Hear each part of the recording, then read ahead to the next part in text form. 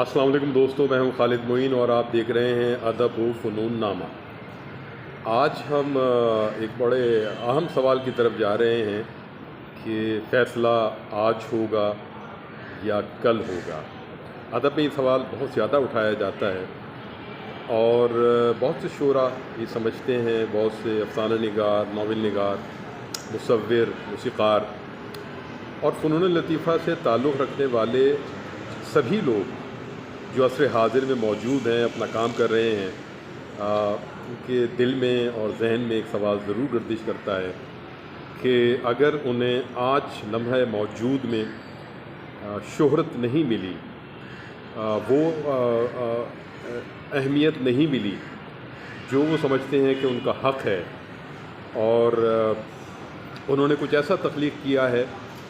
जिस पर पूरे असरी मंज़रनामे को उनकी जानिब मुतवज्जो होने चाहिए और उनकी दाद व तहसीन की जानी चाहिए और उन्हें मानना चाहिए और उन्हें कोई बड़ा रुतबा भी देना चाहिए। मज़े की बात यह है कि ये जो ख़याल आराई है, ये हर लिखने वाले के अंदर मौजूद होती है, चाहे वो जिस पेडिस्टल का भी हो, लेकिन वो ये समझता है कि जो कुछ उसने लिखा है वो हर्फ़ आखिर है। और ख़ास तौर पर नौजवानों में, नए लिखने वालों में ये मरज़ जो है वो बहुत शिद्दत से मौजूद है। मैं ऐसे कई नौजवानों को जानता हूँ जिन्होंने बहुत कम वक्त में कई सौ ग़ज़लें कह ली हैं और वो ये समझते हैं कि जो कुछ उन्होंने लिख लिया है वो तारीख़ में, अदब की तारीख़ में अमर हो चुका है, चाहे वो सामने आए या ना आए। और जब वो अपना कोई इंतख़ाब शाया करते हैं और उन्हें वो पज़ीराई नहीं मिलती, तो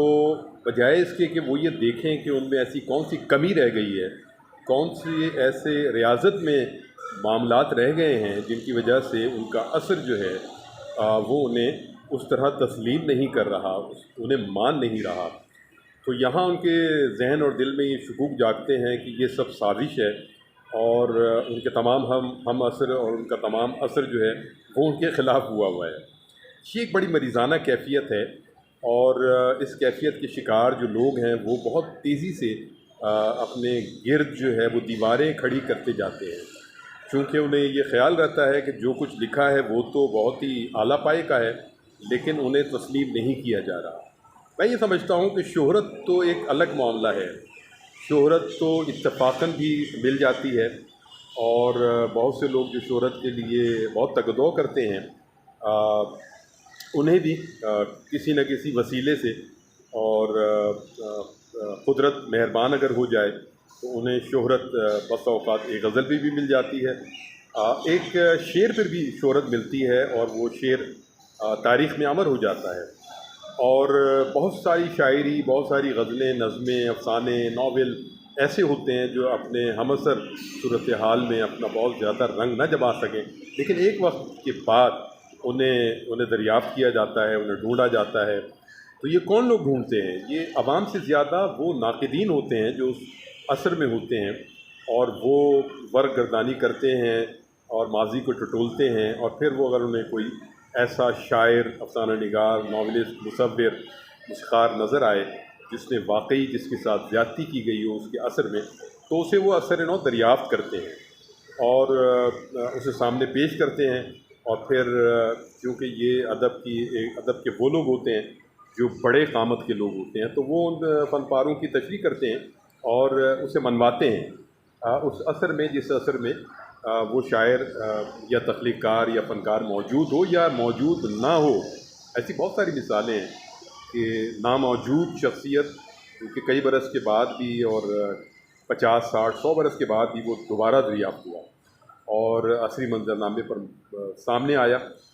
नज़ीर अकबर आबादी की मिसाल है और बहुत सारे शोरा की मिसाल है जिन्हें उनके असर ने बावजूद अगर नहीं माना या उनकी शायरी जो है वो कहीं आगे के वक्त की थी। जैसे गालिब हैं, गालिब अपने असर में भी बहुत मारूफ़ रहे, मशहूर रहे और एक फ़कीर से लेकर और तवाइफ़ के कोटे तक और फिर दरबार तक उनकी रसाई हुई और उन्होंने मनवाया अपने आप को। लेकिन आने वाली सदियों ने साबित किया कि गालिब को जिस तरह नाक़िदीन ने समझा, महसूस किया, पेश किया, تو وہ ایک نئی قدر و قیمت جو ہے غالب کی طے ہوتی چلی گئی۔ لیکن میں یہاں یہ بتا دوں کہ یہ وہ لوگ ہیں جو آفاقی شعراء ہیں، جو میر ہیں، غالب ہیں، اقبال ہیں، یہ آفاقی شعراء ہیں۔ تو آفاقی شاعر تو اپنے اثر میں بھی ایک اپنی جو ابدیت والی معاملہ ہے اس کے کلام کا، وہ قائم کرتا ہے بہت بڑی سطح پر، اور اس کے بعد میں آنے والے زمانے بھی اس کی ابدیت کی توثیق کرتے رہتے ہیں۔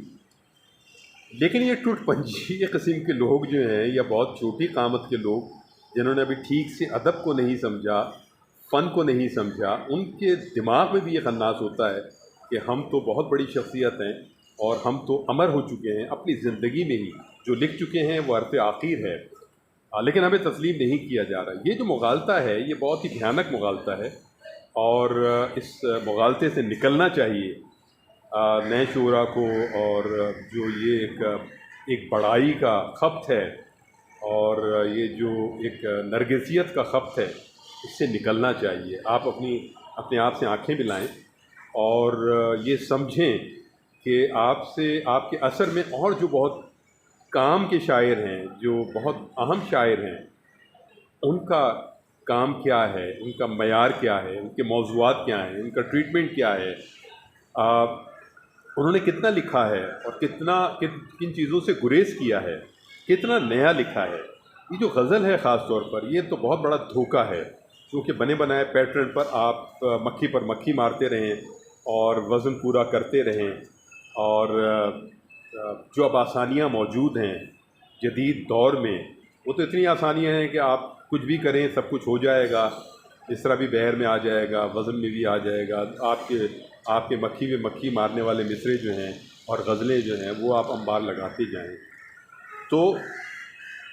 کام کریں اور اپنی ہر غزل کا خود احتساب کریں۔ جو آپ تازہ غزل کہہ رہے ہیں، تازہ کلام کہہ رہے ہیں، تازہ افسانہ لکھ رہے ہیں، افسانوں کی بھی ایک بھرمار ہے، لیکن کام کے افسانے آپ کو بہت کم ملیں گے۔ بہت کم صورتحال ہے جس میں کہ کوئی نیا پن ہو، کوئی موضوع سے ذرا سا یا ٹریٹمنٹ سے کوئی انحراف کیا گیا ہو جو گزشتہ دور کے ہیں، اور کچھ اپنا کام کیا گیا ہو۔ 70 کی دہائی کو ریپیٹ کرنا، ان کی اساطیری صورتحال کو، ان کی لفظیات کو، ان کے جو اثرات ہیں خاص طور پر بڑے شعراء کے، آپ جون ایلیا یا منیر نیازی یا ناصر کاظمی یا احمد مشتاق، ان لوگوں کو اگر آپ کاپی کر رہے ہیں جدید عہد میں، یا یگانہ کو یا فراق گورکھپوری کو، تو جگر مراد آبادی کو یا داغ کو یا اس طرح کے شعراء، غالب کو، میر کو، یہ تو بڑے پیڈسٹل کی شاعر ہیں، تو لیکن اس سے ہے کیا؟ آپ اپنے اثر کے شعراء کی بھی نقالی پہ لگ جاتے ہیں، ان کی زمینیں چراتے ہیں، ان کے خیالات چراتے ہیں، ان کے جو اثرات ہوتے ہیں، ان کی جو انفرادیت ہوتی ہے اس کو بھی چراتے ہیں آپ۔ تو آپ یہ دیکھیں کہ آپ کا اپنا کیا ہے اس ساری تخلیق میں، جس پر آپ بہت نازاں ہیں، بہت زیادہ اچھلے پھر رہے ہیں، اس کو دیکھیں، اس کو سمجھیں کہ وہ کیا ہے۔ اس طرح نہیں ہوتے ادب کے فیصلے۔ ادب کا ایک فیصلہ آپ کا اثر کر رہا ہوتا ہے، آپ کا اثر جو ہے بتاتا ہے آپ کے کیا ہیں اور کتنے ہیں، اور ایسا بالکل نہیں ہوتا کہ آپ کے ساتھ آپ بالکل ناانصافی ہو، ایسا نہیں ہے۔ لیکن اگر آپ کو رد کیا جا رہا ہے، آپ کو نہیں مانا جا رہا ہے، تو آپ سب سے پہلے اپنا محاسبہ کریں، یہ بہت ضروری ہے، تاکہ آپ کچھ بڑھ سکیں آگے، ورنہ اسی مغالطے میں رہ جائیں گے، اسی نرگسیت میں رہ جائیں گے اور وقت گزر جائے گا۔ تو یہیں خالد معین کو اجازت دیجیے، اور اپنا اور اپنے احباب کا خیال رکھیے۔ ادب و فنون نامہ زندہ باد، پاکستان پائندہ باد۔ خدا حافظ و ناصر۔